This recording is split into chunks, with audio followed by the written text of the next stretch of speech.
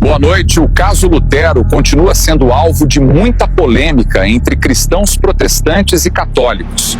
Nas redes sociais, o público se divide entre apoio ao padre e críticas afirmando que o padre está negando sua fé. Confira agora com exclusividade novas declarações do padre Lutero. Nós erramos ao colocar a igreja e suas tradições acima das escrituras sagradas, crendo que a palavra do Papa vale mais do que o que está escrito na Bíblia. O termo é ex cátedra, que significa que devemos crer e obedecer a tudo que a igreja ensina e ponto final. Mas não é assim que está escrito. Deus disse a Josué: medita na minha palavra de dia e de noite, porque só então farás prosperar o teu caminho e serás bem-sucedido. Josué capítulo 1, versículo 8, e como diz em João 17, versículo 17, santifica-os na verdade, a tua palavra é a verdade. Temos 3 regras para a Bíblia: ler, ouvir e praticar o que nela está escrito, e não o que dizem os homens. Leia Apocalipse capítulo 1, versículo 3. O texto diz: bem-aventurado aquele que lê e aqueles que ouvem e guardam as coisas que nela estão escritas, porque o tempo está próximo. Durante séculos ensinamos muitas doutrinas duvidosas, mas sempre tivemos medo de questionar. Chegou o momento da verdade.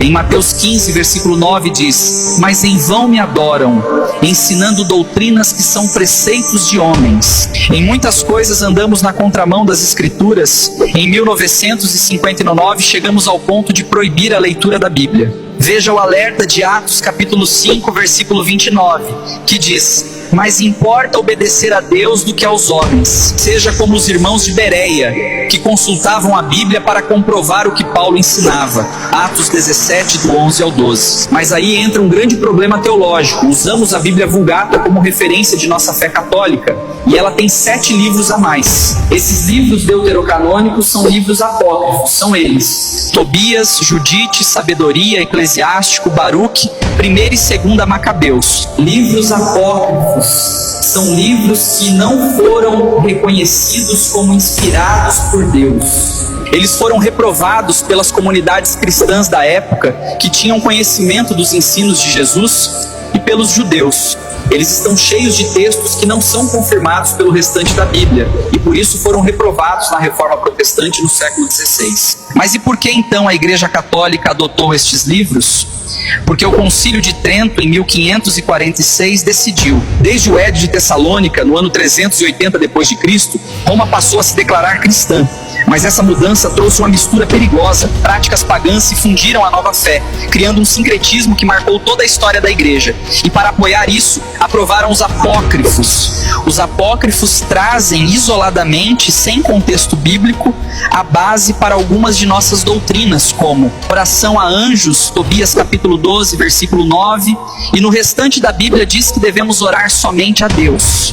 A oração pelos mortos, segundo Macabeus 12, do 43 a 45, contrariando Hebreus 9, 27. E assim temos várias doutrinas que são fundamentadas apenas nos livros apócrifos, que divergem do restante das escrituras. Provérbios 30, versículos 5 e 6 ensina que a palavra inspirada é perfeita, e quem adiciona outras palavras corre o risco de corromper a verdade.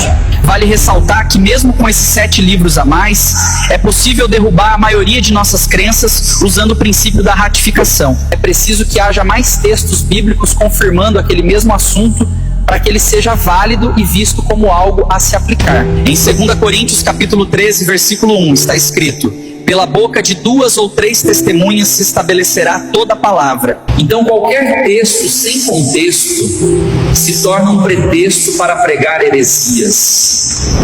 Se você quer ver mais declarações do padre Lutero, deixe nos comentários: eu quero a parte 4. Salve este vídeo, compartilhe com o máximo de pessoas, visite nosso perfil e assista a outros vídeos em nossa galeria, e não esqueça de nos seguir para mais.